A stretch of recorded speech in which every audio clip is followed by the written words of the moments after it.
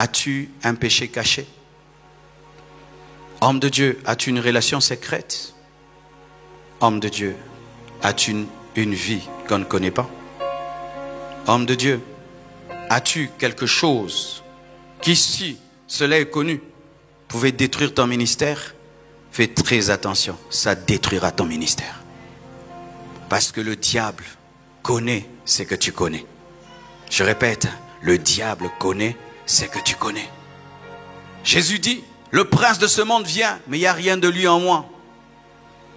Quand le diable viendra contre ton ministère, il va chercher à activer ce qui est de lui en toi. Qu'il n'y ait rien du diable en toi. Ne garde pas des péchés secrets. Tu sais, ces choses d'onction. Tu peux être dans le péché et Dieu t'utilise puissamment. Samson était dans le péché, les miracles, les prodiges étaient là.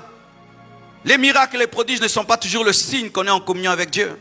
C'est le signe de la grâce de Dieu. Tu peux bien prophétiser, bien prêcher, tu pries, tout le monde tombe, mais tu es dans le péché. Ne gardez pas des péchés secrets. N'ayez pas des péchés secrets. C'est pourquoi, cher pasteur, cherche un homme de Dieu à qui tu peux tout dire. Lorsque tu luttes avec un péché et tu n'arrives pas à l'abandonner, cherche un autre homme de Dieu que tu respectes.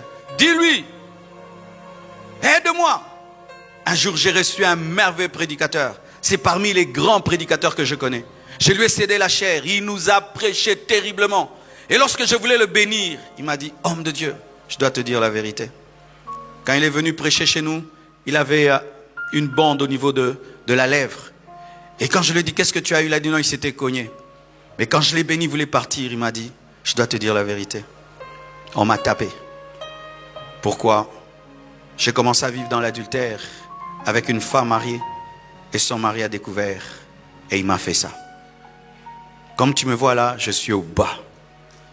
Je sais que tu me respectes et tu m'as invité parce que tu connais ma grâce. Mais ces derniers temps, je ne vais pas bien. Prie pour moi.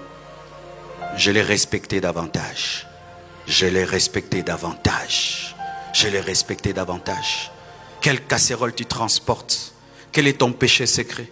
Quel est ton défaut et quelle est ta faiblesse? Qu'est-ce que tu gardes dans ta vie? Qu'est-ce que tu gardes dans ton cœur? C'est ce qui va détruire ton ministère. Lorsqu'on perd le réveil, on commence à tolérer le péché. Lorsqu'on perd le réveil, on commence à perdre la sanctification. Lorsqu'on perd le réveil, on commence à dire que les hommes de Dieu peuvent faire parce que eux, ils ont un appel spécial. La Bible dit que ceux qui enseignent la parole seront jugés plus sévèrement. Chaque fois que nous faisons sa fête, il y a au moins 4 doigts qui viennent vers nous. Quand je te dis, frère, sanctifie-toi, je me dis à moi-même 4 fois, Marcelo, sanctifie-toi. La Bible n'est pas que la Bible à prêcher aux fidèles, c'est la Bible à nous prêcher nous-mêmes. Et s'il y a des gens qui doivent vivre premièrement dans la sainteté, c'est nous-mêmes. Et chaque fois que tu tombes, relève-toi. Chaque fois que tu tombes, relève-toi. Chaque fois que tu tombes, relève-toi. Ne rampe pas, ne dors pas. Relève-toi, répands-toi.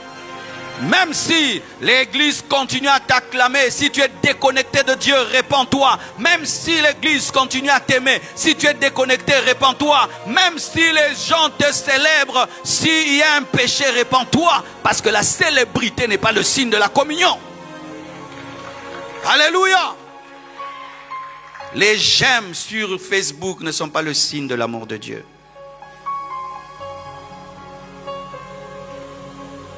Et cela conduit à l'hypocrisie. L'hypocrisie, en grec, c'est porter un masque. C'est-à-dire, tu dis des choses, mais tu vis le contraire. Et tout homme de Dieu qui vit dans l'hypocrisie ne peut être heureux. Parce que tu sais que tu es faux. Que tu es faux. Que tu dis des choses, tu fais des choses. Mais au-dedans, tu n'es pas ça. Alors, au lieu de continuer une vie qui te fait mal, parce que ça fait mal d'être hypocrite, il faut t'arrêter, te retirer. J'aime les hommes de Dieu qui se suspendent eux-mêmes. Personne ne connaît leur péché. Lui-même se suspend. Il arrête l'œuvre de Dieu. Et il va chercher Dieu jusqu'à ce que Dieu le délivre. Si personne ne te suspend, suspends-toi toi-même. Parce que quand tu vis dans le péché et tu passes sur la chair, tu salis l'église. Quand on offre la nourriture, même si la nourriture est propre, si l'assiette est sale, la nourriture devient sale. Et quand l'homme de Dieu est sale, même si la parole est vraie, la parole est salie par l'assiette qui est sale. Alléluia. Alléluia.